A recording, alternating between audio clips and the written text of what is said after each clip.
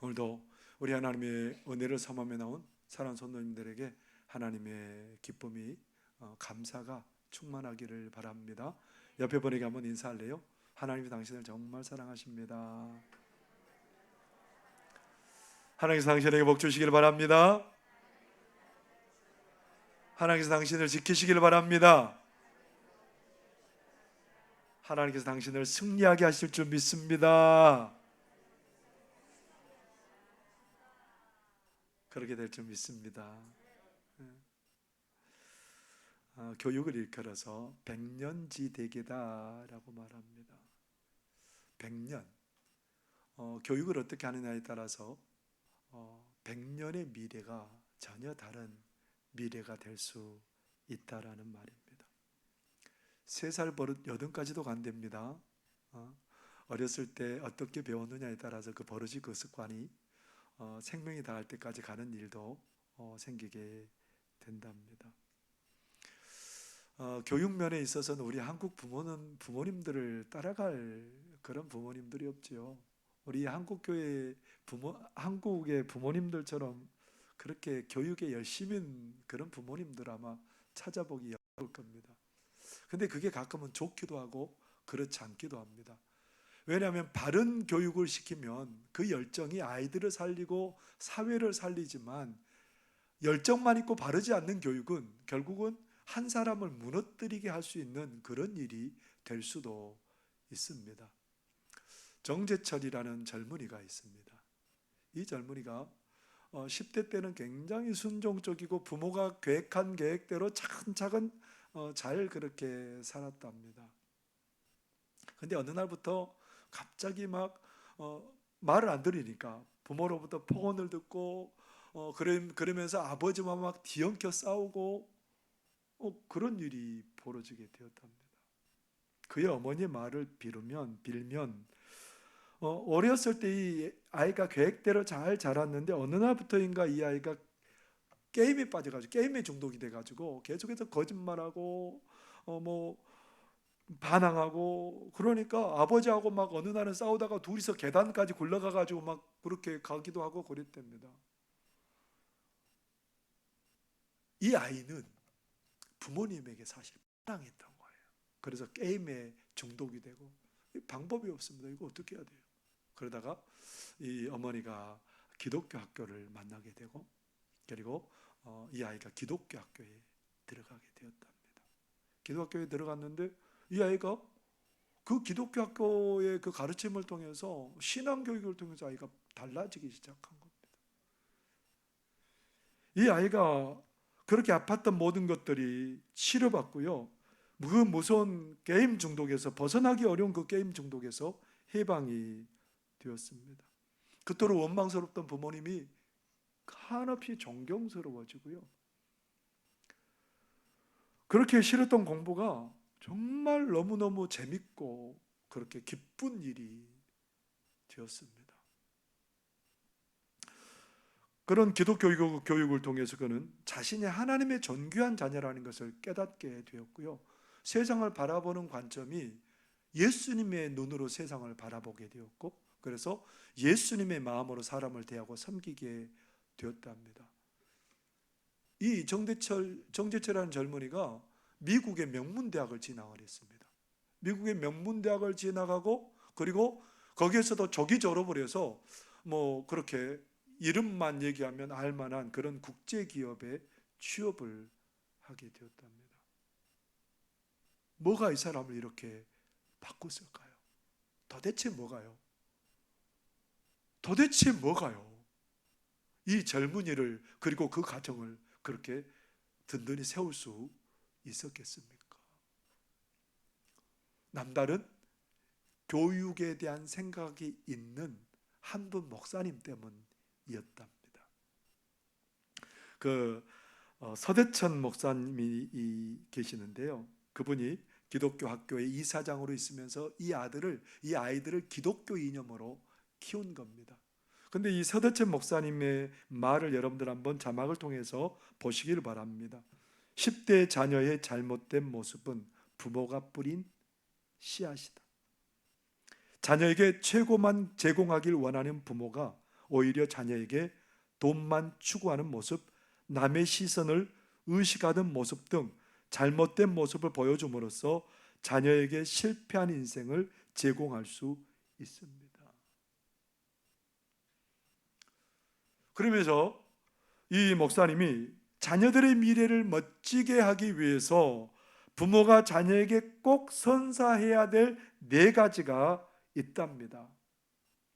첫 번째는 뭘까요? 첫 번째 선물은 물질을 뛰어넘는 가치 있는 삶을 선사하라. 자녀가 물질에 매여서 돈만 보다가 결국은 아무것도 남지 않는 공허한 삶을 살지 않도록 부모가 도와줘야 된다는 겁니다. 부모가 먼저 돈으로부터 자유로워야 되고, 그리고 자녀들이 돈이 없을지라도 감사를 선포하고 나눔과 배품을 통해서 풍성한 삶을 살 수 있도록 자녀 앞에서 실천하고 본을 보여야 된다고 말합니다. 두 번째 선물은 뭘까요? 같이 읽어보겠습니다. 시작. 칭찬과 친절로 무장된 여유로운 삶을 선사하라. 우리는 보통 내가 주목받고 칭찬받는 것에만 익숙합니다. 다른 사람을 칭찬하고 높여주고 다른 사람이 잘한 거 박수 쳐주고 이거 잘 못해요. 여러분 정치하는 사람들 보세요. 기업에서 함께 살아가는 사람들이 경쟁자고, 정치하는 사람들은 상대방을 깎아내려야 내가 높아지고, 사회가 그렇습니다. 그래서 우리는 온통 그런 것에 물들어 있어요. 같이 학교 다니지만 같이 경쟁자예요. 그렇기 때문에 우리는 기독교 정신은 그거 아니지 않습니까? 정말 상대방이 잘 되면 함께 기뻐해주고 함께 웃어주고 축하해주고 박수 쳐주고, 그런 아이가 행복한 아이가 될 수 있다는 겁니다. 세 번째 선물은 뭐예요? 시작. 훈계를 두려워하지 않는 감사하는 삶을 선사하라. 여러분, 훈계를 두려워하면 늘 거짓말하게 됩니다. 훈계를 두려워하면 거짓말하게 되고, 그리고 거짓으로 점철된 삶을 살 수밖에 없죠. 근데 오히려 훈계를 감사하게 하고 그런 사람을 내 스승처럼 알고 귀히 여기는 자녀로 만들어야 된다는 겁니다. 그러기 위해서는 먼저 부모가 누군가에게 그렇게 가르침을 받을 때 감사히 여겨야 된다는 겁니다.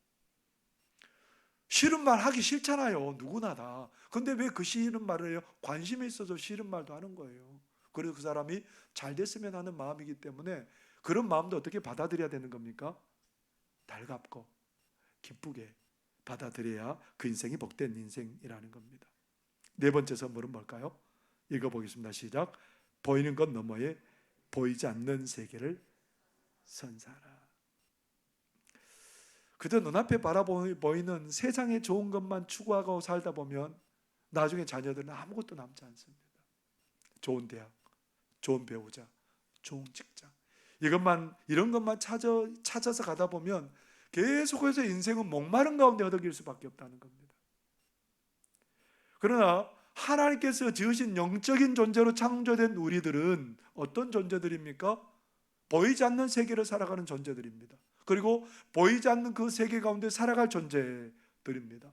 그렇기 때문에 자녀들에게 늘 예수님을 얘기하고 하나님 나라의 가치를 심어주고 그 가치를 따라서 사는 본을 보이고 살도록 도와주는 게 부모들의 마음이라는 겁니다.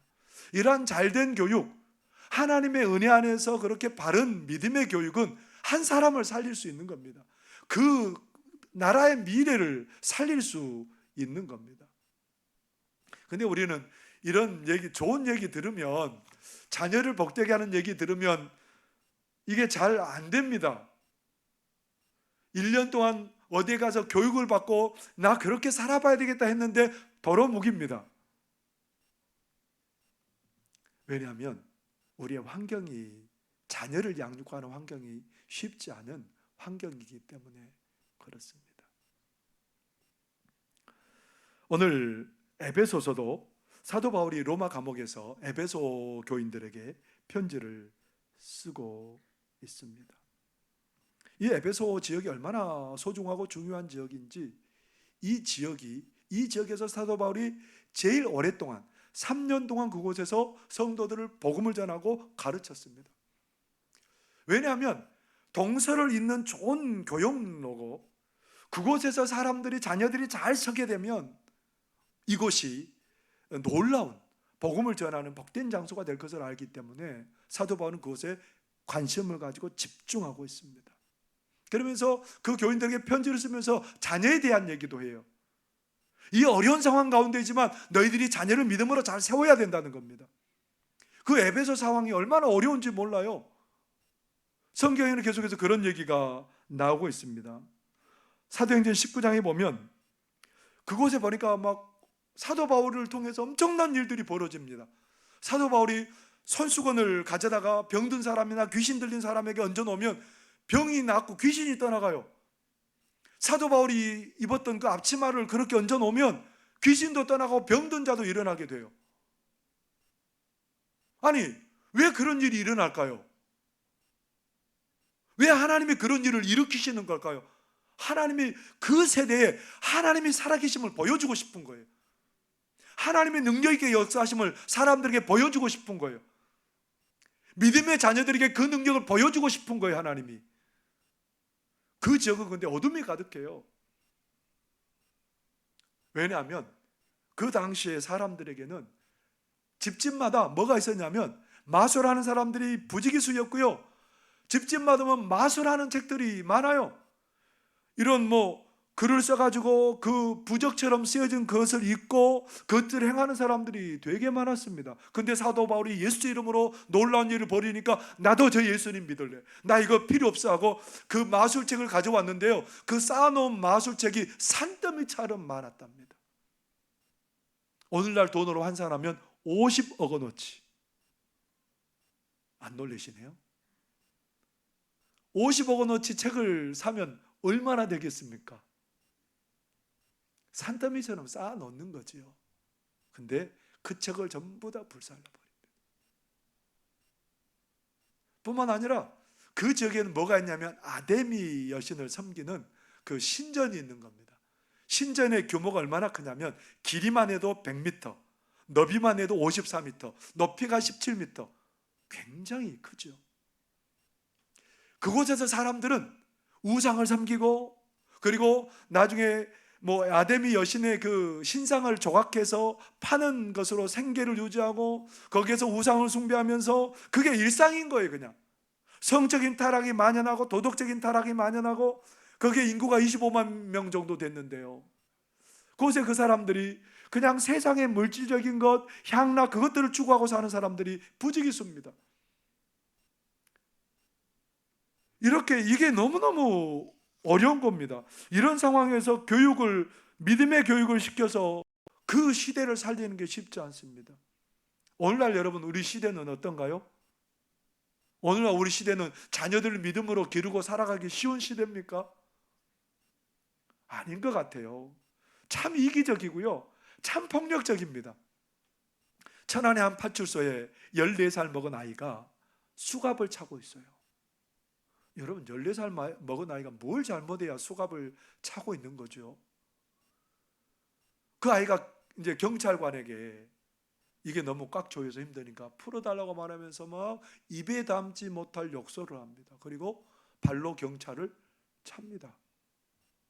이게 인터넷에 유출됐어요. 이 정도 됐으면 그 부모가 어떻게 반응해야 돼요? 막 빌면서 이 아이를 잘못 키운 게 우리의 잘못입니다, 용서해 주십시오, 죄송합니다. 그게 맞잖아요. 근데 이 아이 부모가 한술 더 떠가지고 이 동영상을 인터넷에 유출한 사람을 찾아서 처벌해 주세요. 여러분, 이게 기가 막히잖아요. 그 아이의 그 부모잖아요. 빌어도 모자랄 판에 이 시대가 이렇게 돼가고 있다는 겁니다. 요즘 음주운전 사고로 인해서 생명을 잃는 사람이 심심찮게 나오잖아요. 근데 요즘도 그냥 여전히 술 먹고 운전대를 잡아요. 자기도 죽을 뿐만 아니라 상대방도 사지에 몰아넣는 일이잖아요. 이런 것을 그냥 당연하게 여기고 자라는 아이들이 어떻게 자라겠습니까? 요즘 마약 때문에 문제가 크잖아요. 강남에 있는 아이들에게 그냥 이게 공부하는데 집중력을 주는 음료란다 하고 이렇게 줬는데 그게 마약이었어요. 그것들 통해서 돈놀이를 해보려고 하는 사람도 있고요. 2011년도에 10대 마약 범죄자들이 몇 명이었냐면 41명이었어요. 2011년에. 근데 2021년에 마약을 한 아이들이 10대 범죄자들이 10배 가까이 뛰었답니다. 11배 정도 되죠. 41명이었던 아이들이 450명 정도 마약에 손을 댈 정도. 이게 점점 늘어가고 있습니다. 너무 쉽게 접할 수 있는 그런 게 됐습니다. 여러분, 이렇게 열악한 환경 가운데서 돈을 사랑하고 자기만 아는 폭력적이고 이기적인 이 상황 속에서 어떻게 우리가 자녀를 믿음으로 기르는 게 쉽지 않다는 겁니다. 어떻게 해야 돼요? 근데 이 고민이 오늘날만 고민도 아닌 것 같습니다. 모세 시대도 마찬가지예요. 모세가 이스라엘 백성들에게 말씀을 전할 때, 가나안 땅에 들어가기 전에 말씀을 전할 때 그 시대도 마찬가지입니다. 앞으로 아이들이 가가지고 강 건너에 가가지고 목숨을 걸고 싸워야 돼요. 목숨 걸고 싸우는 것도 좋은데 거기 가서 그 가나안 지역의 우상들을 접하게 되고 그 문화를 접하게 되고 거기에서 빠져서 하나님을 버릴까 봐 굉장히 염려스러운 거예요. 근데 나중에 사실 그런 일들이 정말 벌어져 버려요. 그만큼 자녀를 교육하는 게 쉽지 않는 환경 가운데 있다는 겁니다. 그래서 사도 바울이 에베소 교인들에게 애타는 마음으로, 너무너무 애타는 마음으로 그 열악한 어려운 환경 가운데 있는 그 교우들에게 뭐라고 말해요? 자녀를 잘 길러야 됩니다, 여러분. 자녀 잘 길러야 됩니다. 그러면서 누누이 강조하면서 사도 바울이 외친 말씀이 뭘까요? 오늘 본문 4절의 말씀입니다. 오늘 우리가 읽은 말씀이 함께 읽겠습니다. 시작. 또 아비들아, 너희 자녀를 노엽게 하지 말고 오직 주의 교훈과 훈계로 양육하라. 무슨 말입니까? 너희들이 자녀들을 어려운 상황 속에서 자녀들을 신앙으로 잘 교육하라는 겁니다. 어려운 상황이지만 누구에게 자녀 교육하라는 겁니까? 누구에게요? 아비들아. 아비들이 누굴까요? 아버지들이죠. 아버지들만 교육하라는 겁니까? 아니요. 그 당시는 아버지들이 주로 양육을 했기 때문에 아비들아라고 얘기를 하지만 실제로는 뭐예요? 모든 부모들에게 얘기하는 겁니다. 부모들에게 뭐라고 말합니까? 아이를 잘 양육하랍니다. 근데 우리 대한민국 상황은 어디에다가 아이를 맡겨요? 학교 잘 다니고 결석하지 않고 학교 다니면 아이들 잘 자라는 줄 알아요. 열심히 학원 아이들 그냥 뭐 잘 갔다 오면, 학원 잘 보내면 이 아이들 잘 양육하는 줄 알아요. 집에서는 뭐만 해주면 돼요? 밥 먹여주고 잠 재워주고 돈 필요하면 돈 주고. 근데 성경은 누가 주된 양육자라고 말해요? 학원 다니고 학교 다녀요. 너희 부모들아, 너희 할머니 할아버지들아. 그러면서 우리에게 어떻게 양육하라고 말해요? 주의 교훈과 훈계로, 다른 말로 표현하면, 간단히 말하면 너희들이 믿음으로 자녀를 양육해라, 이 말입니다. 믿음으로 양육해라. 모세도 자녀들을 가르치라고 얘기하면서 뭐라고 얘기했을까요? 신명기 6장 7절에 보면 모세는 이렇게 말합니다. 이스라엘 백성들에게 내 자녀에게 부지런히 가르치며 집에 앉았을 때든지 길을 갈 때든지 누워 있을 때든지 일어날 때든지 이 말씀을 강론할 것이며. 가나안 땅에 들어가서 다른 거 하라는 말 안 해요. 가가지고 너희들이 군사훈련 열심히 해서 잘 싸워서 너희 용장이 되어서 이름 떨쳐라, 이런 말 하나도 안 해요. 가가지고 가축을 잘 기르는 법을 더 잘 배워서 가축대를 많게 해가지고 너희들이 큰 떼를 이루는 그런 가축의 부자들이 되라 말하지 않아요. 가서 농사를 잘 지어서 대농이 되라고 말하지도 않고요. 무역을 잘해서 큰 사업을 일으키라, 그렇게 말도 하지 않아요. 뭐 하라고 말해요? 가르치라는 겁니다. 믿음의 교육을 하라는 겁니다. 언제요? 집에 앉았을 때든지 길을 갈 때든지 누워있을 때든지 일어날 때든지. 이거 쉽잖아요. 여러분, 집에서 앉아 쉬고 있는 자녀들에게 야, 우리 예배하자, 우리 말씀 읽자, 그러면 자녀들이 뭐라 그러겠어요? 싫어하죠. 쉬고 있는데. 길을 갈 때 열심히 공부하고 일하고 있는데 뭐라고 그래요? 야, 우리 하나님께 예배하자, 그러면 자녀들이 뭐라고 그래요? 흐름 끊는다고. 누웠을 때, 여러분 누웠을 때 또 가르친대요. 일어났을 때 또 가르친대요. 이게 가르칠 수 있는 상황이 아닌데 가르친다는 겁니다.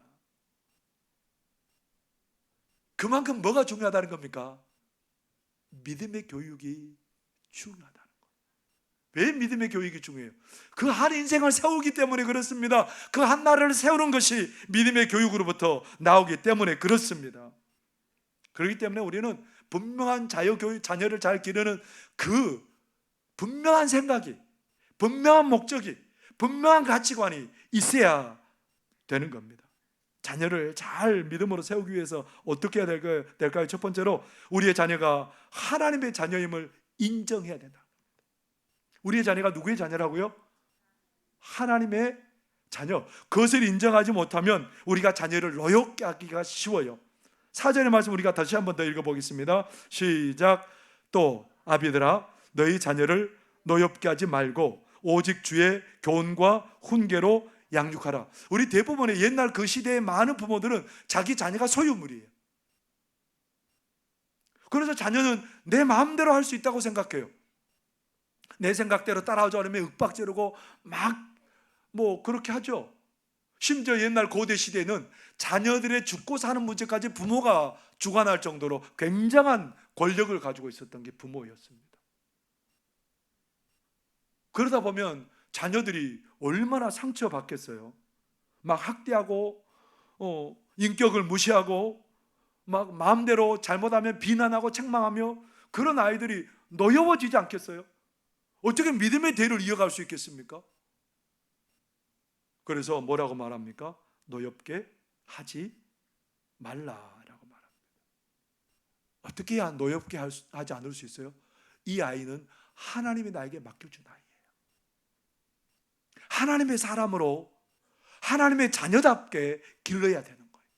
내 입맛에 맞게 양육하면 안 된답니다. 하나님께 맡기고 하나님의 뜻대로 양육해야 된다는 겁니다. 모세를 우리가 알 수 있죠. 애굽 시대에 이스라엘 백성들 애굽에 살 때에 남자들이 태어나면 강물에 던지거나 죽이라고 명령했습니다. 요게벳에도 집안에도 아이가 태어났습니다. 너무 멋지고 귀하게 생긴 아이입니다. 그래서 아이를 키워서 기르는데 점점 커가니까 울음소리가 밖으로 새어나가잖아요. 그래서 결단을 해야 됩니다. 이 아이를 버리지 않으면 우리 집이 다 죽게 생겼거든요. 그래서 갈대로 눈물 흘리면서 갈대로 한 땀 한 땀 상자를 만들어서 물이 들어오지 않게 역청을 발라서 그리고 그 아이를 거기다 뉘웁니다. 노도 없고 돛도 없고 아무것도 없습니다. 강물에 따라 뛰어보내는 그 엄마의 마음이 어떨까요? 얘가 강 중간에 가서 파도가 치면 뒤집어져서 죽는 거죠. 멀리 뛰어내려가면 누구도 잡을 수 없는 가운데 있습니다. 그 갈대 상자를 떼어놓고 그 누림 미리암을 시켜서 보라는 겁니다. 어떻게 되는지 보라. 하나님께 맡기는 거예요. 이 아이의 죽고 살고 이 아이의 미래를 하나님께 맡기는 거예요. 그런데 하나님의 은혜로 때마침 애굽의 공주가 그 갈대 상자를 보고 이 아이를 자기의 아이로 입양하려고 합니다. 그런데 미리암이 얼른 달려가서 공주님, 이 아이의 유모가 필요하지 않으신가요? 그래서 유모를 소개시켜줬는데 모세의 진짜 엄마를 소개시켜줘서 저지떼기까지 이 아이를 엄마 품에 자라게 했습니다. 그 엄마가 뭐 했을까요? 믿음의 교육을 한 거예요. 신앙교육을 한 거예요. 이 어렸을 때 신앙교육이 젖을 떼기 전에 했던 신앙교육이 이 아이의 마음에 깊이 남아서 자기가 이스라엘 사람인 것을 하나님의 자녀인 것을 안 잊어요. 그래서 결국은 이스라엘 백성들 나중에 애굽에서 인도하게 되고 그 이스라엘 백성들의 역사를 아름답게 써나가는 그런 복된 삶을 살아가는 사람이 되었습니다. 모세 어머니가 하나님께 맡긴 거예요. 하나님의 사람답게 기른 거예요. 사랑하는 성도 여러분, 우리의 자녀들은 하나님의 사람들입니다.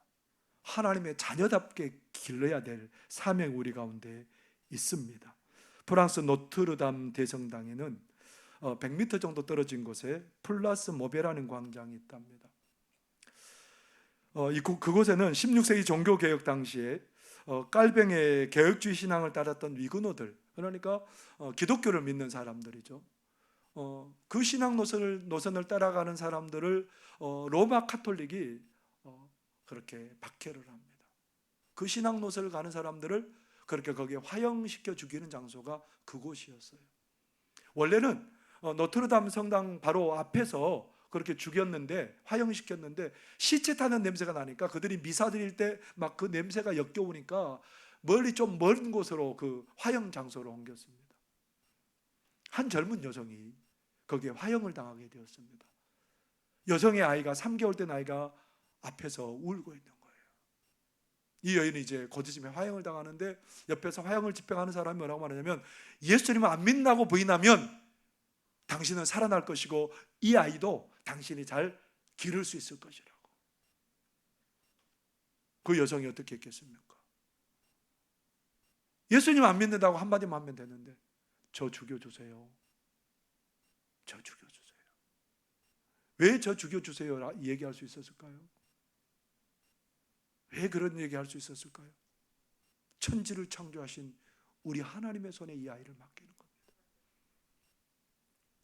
능력 없어서 내가 할 수는 없지만 우리 하나님이 이 아이를 맡아주시면 이 아이의 삶은 복된 삶이 될 수 있음을 믿기 때문에, 내가 살아서 이 아이를 맡아서 기르는 것보다 우리 하나님의 손에 맡기면서 미소를 지으면서 평안히 그렇게 순교의 길로 걸어갈 수 있었답니다. 여러분, 우리의 자녀들, 우리의 손자 손녀들은 우리의 소유가 아니에요. 우리가 마음대로 하는 그런 존재가 아니에요. 하나님의 자녀들이에요. 하나님 우리에게 위탁해 주셨어요. 하나님의 사람들로 그 아이들은 믿음으로 양육하고 길러내는 그런 믿음의 사람들이 돼야 될 줄 믿습니다. 두 번째로, 자녀들을 믿음으로 잘 기르기 위해서는 부모가, 할머니 할아버지가 믿음의 본을 보여야 됩니다. 신명기 6장 5절에서 7절에 보면 이렇게 말합니다. 너는 마음을 다하고 뜻을 다하고 힘을 다하여 네 하나님 여호와를 사랑하라. 오늘 내가 내게 명하는 이 말씀을 너는 마음에 새기고 내 자녀에게 부지런히 가르치며 집에 앉았을 때든지 길을 갈 때든지 누워있을 때든지 일어날 때든지 이 말씀을 강론할 것이며. 자녀를 가르쳐야 되는데 먼저 뭘 해야 자녀를 가르칠 수 있을까요? 먼저 뭘 해야 자녀를 가르칠 수 있습니까? 믿음의 본을 자기가 먼저 보여야 된다는 겁니다. 믿음의 본을 보여야 된다는 거예요. 자기가 하나님을 알고 경험해야 되지요. 그래야 가르칠 수 있다는 겁니다. 사도 바울이 개척하고 믿음으로 낳은 그 자녀들인 성도들에게 얘기하면서 뭐라고 얘기할까요? 너희는 나를 본받는 자들라고 얘기해요. 문제가 굉장히 많은 고린도 교인들에게 사도 바울이 그렇게 얘기하고 있습니다. 고린도전서 11장 1절에 보면 이렇게 말하죠. 내가 그리스도를 본받는 자가 된 것 같이 너희는 나를 본받는 자가 되라. 사도 바울이 뭐라고 말해요? 너희는 나를 본받는 자가 되라. 사도 바울은 지금 뭐 하려고 애쓰고 있습니까? 예수님을 본받아 살려고 애쓰고 있습니다. 문제 종합 세트 같은 그 고린도 교인들이 그 문제가 문제되지 않을 이유는 예수님을 본받아 사는 거예요. 예수님을 붙들고 살아가는 거예요. 그래서 사도 바울은 뭐라고 말해요?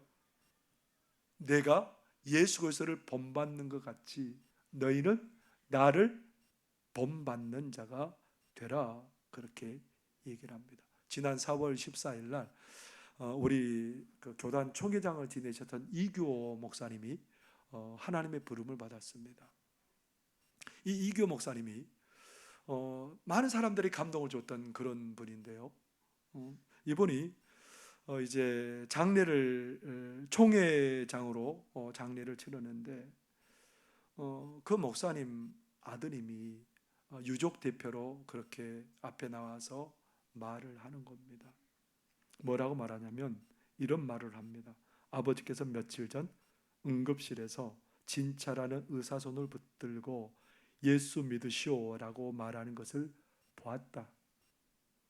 돌아가시기 며칠 전까지도 예수를 전하고 선교하는 것이 우리의 할 일이라고 말씀하셨다. 여러분,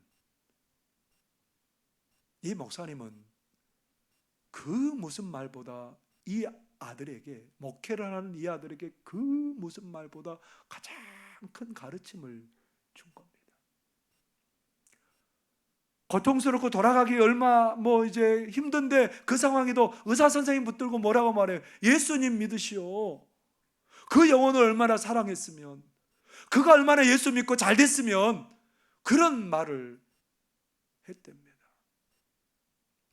이 목사님의 다른 아들도 저랑 같이 같은 시기에 공부를 했습니다. 이 목사님 아들은, 저와 같은 시대에 공부했던 그 아들은 기독교 교육학을 전공을 했어요. 지금 목사님 되셨는데요. 왜 목사님들이, 이교 목사님의 자녀들이 아버지 목회하는 거 쉽지 않았을 텐데 그 아버지를 따라서 목회를 하냐고요. 그런데 이 아버지는 이렇게 몸으로 실천해 보이셨던 아버지이기 때문에 자녀들에게 존경받았던 겁니다. 사랑하는 성도 여러분, 정말 복이 뭘까요? 왜 자꾸 자녀들 믿음으로 잘 가르치려고 그럴까요? 그냥 둬도 되는데 왜 자꾸 믿음으로 가르치고 그러라고 얘기를 할까요? 신명기 5장 10절에 보면 이렇게 말합니다. 나를 사랑하고 내 계명을 지키는 자에게는 천대까지 은혜를 베푸느니라. 자녀가 가장 잘 되는 길이, 하나님의 그 길에서 복을 누리는 길이 믿음으로 양육받는 길이기 때문에 자꾸 자녀 교육을 얘기를 하고 있습니다. 자녀를 믿음 안에서 기르라는 얘기를 하고 있습니다. 사랑하는 성도 여러분, 우리 자녀들을 믿음으로 잘 길러나가면 좋겠습니다. 자동으로 되는 거 없어요. 그들의 가치관이 변하고 그들의 행동이 변해야 되는 거예요. 근데 우리 기독교 청년들을 대상으로 설문을 조사했더니 뭐 때문에 가치관이 바뀌었습니까? 그렇게 설문조사해 봤더니 가장 큰 순위를 차지했던 게, 나는 경건의 시간을 통해서 내 삶이 바뀌었습니다. 경건의 시간이 뭐예요? 하나님의 말씀을 읽고 묵상하고 그 말씀대로 적용하고 살아가는 거예요. 그리고 두 번째가 뭐냐면 성경을 공부했습니다. 세 번째가 함께 성경을 통독했습니다. 이런 것들이 그 젊은이들의 가치를 바뀌고 그들을 세우고 그 나라를 세운다는 겁니다. 다른 게 그들을 세워나가고 그들을 복되게 하는 게 아닙니다. 여러분, 하나님께서는 우리를, 자녀들, 손자, 손녀들을 잘 믿음으로 양육할 사명을 우리에게 주셨습니다. 잘 되는 게 복이니까요. 그게 하나님의 뜻이니까요. 그러기 위해서 어떻게 하라는 겁니까? 시대가 어렵지만 우리가 자녀들을 믿음으로 양육해야 될 줄 믿습니다. 하나님의 자녀로 양육하라는 거예요. 하나님께 맡기며 양육하라는 거예요. 믿음의 본을 보이며 양육하라는 겁니다. 그럴 때에 우리 자녀 손들은 굳건히 세워주고 그 아이들 때문에 나라가 복을 누리고 지역이 복을 누리게 되는 복을 경험하게 될 줄 믿습니다. 기도하겠습니다. 사랑하는 하나님 아버지, 고맙고 감사합니다. 우리에게 자녀를 양육할 수 있는 그런 은혜를 주셨사오니 하나님, 지혜로운 양육자 되게 하여 주시옵소서. 하나님, 마음에 합한 양육자 되게 하여 주옵소서. 우리 자녀 손들을 잘 세워서 그들의 삶을 세우고 가정을 세우고 지역을 세우고 나라를 세우는 그런 저희들 되도록 도와주옵소서. 예수님 이름으로 기도하옵나이다. 아멘.